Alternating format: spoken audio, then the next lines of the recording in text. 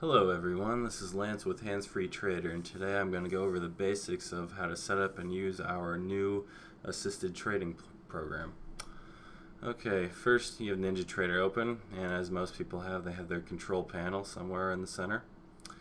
From there, what I've done is I've opened up 4 separate charts here. We're going to be doing all our trades off this little chart, which we don't actually need to look at for the trades, but it's the chart our system will run off of. These other 3 charts, what a lot of traders like to do is they like to have 3 separate time frames to look at when forming their trades, deciding whether or not to go long or short, buying and selling. And what they basically do is you use the smallest time frame, which in this case is the 1 minute, to place your entry. You use the middle time frame, in this case I have a 5-minute setup, to determine where your stops should be placed, where your target should be placed, and then you use the third chart here, in this case it's a 10-minute, just to make sure you're going along with the trend. Say you're doing a pullback buy setup. Say for some reason back in this on this 5-minute chart you had a setup in the 10 o'clock to 11 o'clock area and you decided to buy up here, you would probably want to use the 10-minute chart to make sure there wasn't a major confliction with your setup. Okay, trading points aside, I want to begin talking about how to set up your charts. I've left the 1-minute chart blank just so I can walk you through a little bit about helping how the system will function when in play. Okay, first you want to go to your indicators, and the system we use, you don't have to have your chart set up like this. I like to set them up like this just so visually I can see what the system is doing. But anyways, go down to the indicators to swing, and you want to double click it to add to your chart, and you can just leave the default strength setting of 5 and then click on OK, and now that's going to it's going to label the high and low swings of the chart. We can kind of scroll back to see how it does that.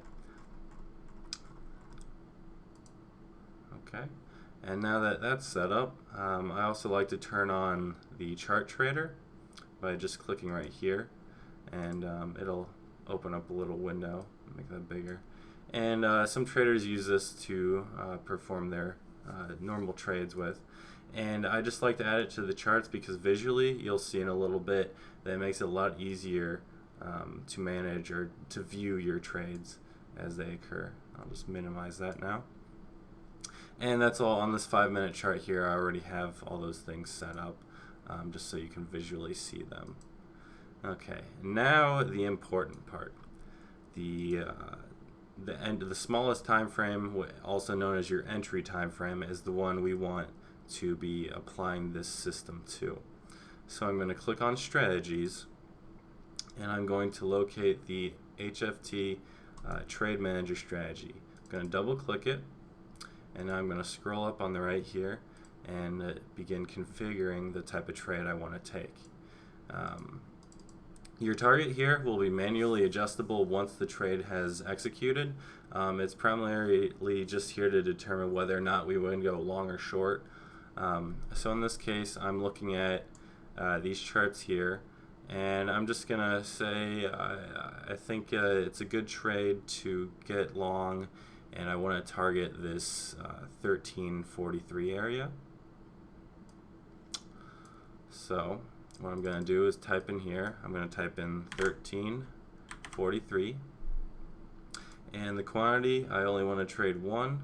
The maximum stop I want to use in this market, I don't want to have larger than a 10-point stop, so I'm going to leave that at 10.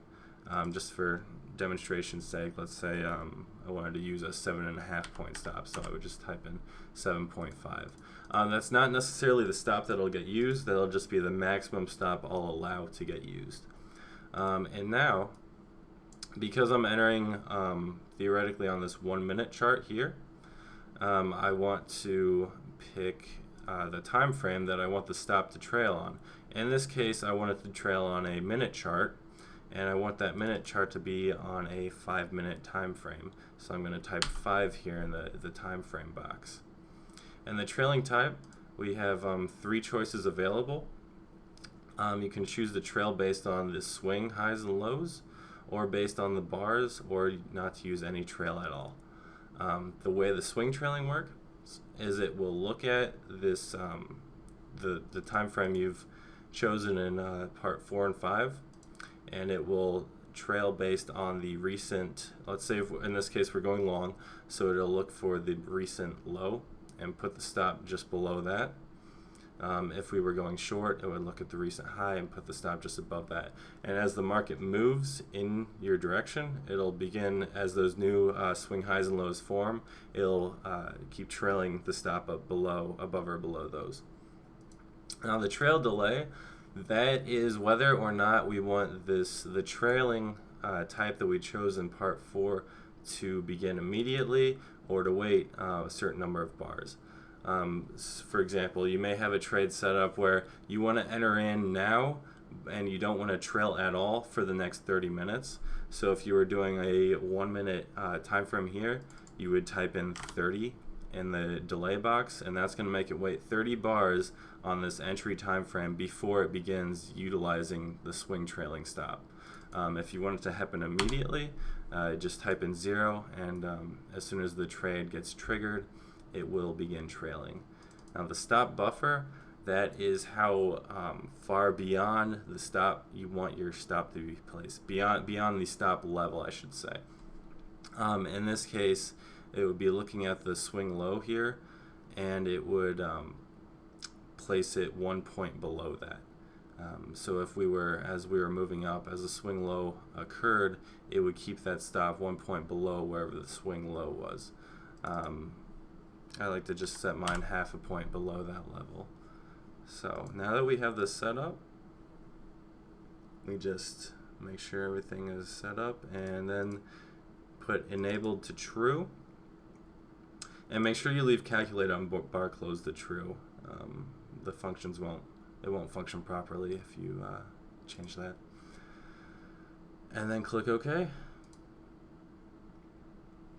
Okay, and now at the close of this 1 minute, we're going to have a stop limit order be placed just above the high of this bar.